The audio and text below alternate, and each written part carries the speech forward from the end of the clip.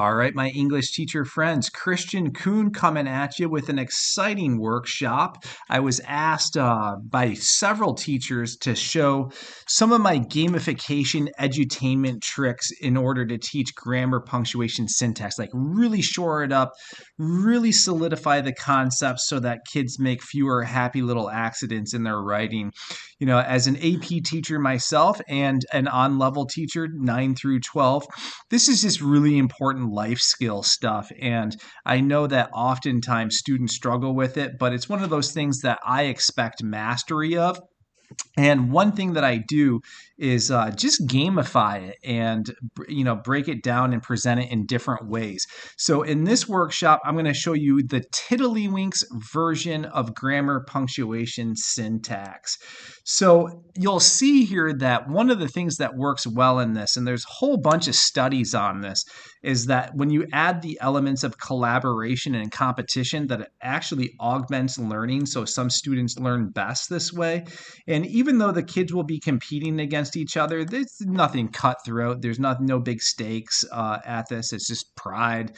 And that's it. So you'll notice, though, that when students help each other out, they actually can substitute us out and be veritable teachers themselves, which is pretty cool to see. So one of the things that I'll do for you with this particular workshop is put a text that I use to really teach kids the rules. And it's called Write It Right by Strunk and White. The PDF copy is in the links below. So just kind of as a preface to this, what I have my students do is study the rules for commas, colons, semicolons, and dashes. And then until they get relative mastery, I'll say, look at Strunk and White's rules for the comma. Write me 10 original sentences properly using a comma. And I'll do the same for all the other syntactical features. So after they do that exercise, it usually just takes, like with my on-level juniors, maybe 3 times, my AP students twice. I really see a precipitous decline in the happy little accidents. And it's kind of a pedantic, boring exercise, but it has huge dividends. Now, in terms of how I gamify this Tiddlywinks game, all of the mentor sentences are going to need some fixing. So they are devoid of punctuation. Some of the grammar is wonky. So we got to teach kids the difference between there, and the yours. So all of that stuff needs fixing. In this particular slide presentation, there are 40 mentor sentences. So I've scrambled them, but there's 10 commas, 10 dash, 10 colon, 10 semicolon, and they're in no particular order. And just as an aside, one of the things I do to help my students be better with their punctuation is I tell them to breathe the sentences and honor the pause. Oftentimes when kids read their essays back to them, they don't have an audible voice in their head, and therefore they're missing the natural pauses in their cadence and don't put the necessary punctuation in there. So once they've gone through Strunk and White and know the rules, it's pretty easy peasy, right? And the main thing with this is, know the difference between a dependent and an independent clause. And believe it or not, sometimes when my students come to me, they don't know what a subject and a verb is, which makes it very hard to punctuate. So you kind of need to know the independent clause, dependent clause, subject, verb, and then the 5 rules for the syntactical features, and they'll be good to go. So the Tiddlywinks game that I play is actually a free PowerPoint that I got online. And for copyright reasons, I can't put it in the link, but you can go get it yourself. So if you see in the bottom left-hand corner here, I put the address where I got this, www.powerpointgames.uk.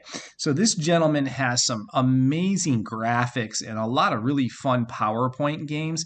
And I use a lot of them for instructional purposes. I just create activities around them. So he's been pretty pivotal in my gamification, my edutainment offerings, and I've written to him to thank him and to ask permission to post his things, but he's never responded. So to be safe and not be in violation of any of any like copyright infringement, I'm going to have you go locate that. It's right on his website. So to give you a sense of what the game looks like, this is sort of it. So it's just traditional Tiddlywinks. So I split the class into two, and I just will call on a student from each team, and the mentor sentence is either going to be worth 5, 10, 15, or 25 points. And it just depends where the chip lands. And if that team gets it right, if they, punctuate it 100% correct, fix all the grammar, they get that point. And then it goes to the next team. If the team gets it wrong, the other team can steal the point and steal the board. And in the previous slide that you just saw, the gentleman who made the PowerPoint slides has some rules as well. So I just play straight up Tiddlywinks. I don't really deviate too far from that. So in terms of speaking quota, I have this because certain students will monopolize it and other kids will fall into the wallpaper and just blend there. Once a student has corrected one sentence, they cannot fix another one until everyone on the team has. So that way you have a speaking quota, you get everybody involved, and it's a good way to sort of do it collectively instead of having students monopolize things. So what I'll do is I'll show you 5 mentor sentences, and then you can download all the rest. It's you can see it in the links below. I'm giving you access to the whole game, the whole PowerPoint system here. So the first mentor sentence says, "Afraid I would slip, I walk slowly and cautiously on the ice." And you can see here, like when I read these to kids, I always accentuate the pause, and then it's just a matter of knowing the rules. So you got to drop a comma there. Number 2, I didn't study for the exam. My test grade, consequently, reflected that. So I'm a big fan of breathing sentences and exercising the pause. Students in time can really learn the rules and then just honor the pause. I know some teachers have given me feedback and criticism in my YouTube channel for like, why are you teaching them the pause? As a scaffold, as a training wheel before we get into diagramming sentences and learning all the parts of speech, it's a good starting block. And I notice when I do this, the errors just decrease exponentially over time. So it does work. You just got to be patient with it. Molecules try to achieve the octet rule when they bond. However, there are exceptions to the rule. So you notice the there is wrong. So that needs to be fixed. Semicolon and a comma in there. So the kids just read the sentence and they do things like this. Molecules try to achieve the octet rule when they bond. Semicolon. However, comma, change the there, are exceptions to the rule. So that's how we play it. They have to enunciate it. And then on my board, I have magnets where kids can visually see where the syntactical unit goes.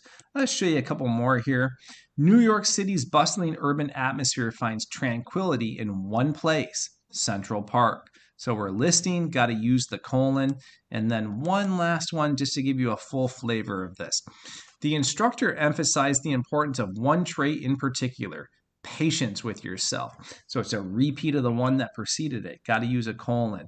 So there are 40 of them.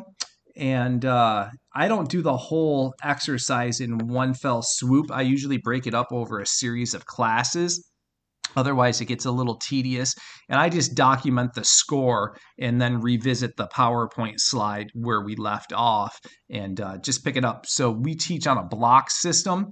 And so I might spend 10, 15 minutes on this particular game over 4 or 5 periods and then transition other activities in.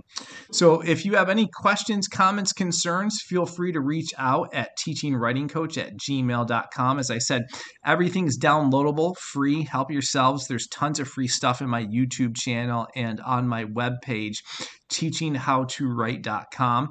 You'll also see on that webpage that I'm a lead teacher for a National Writing Project, and I present quite a bit with NCTE. In fact, I'm going to, in just a couple of weeks, present something really cool. So to kind of stay abreast of my comings and goings and my doings, there's all sorts of stuff on that webpage that you could take a look at.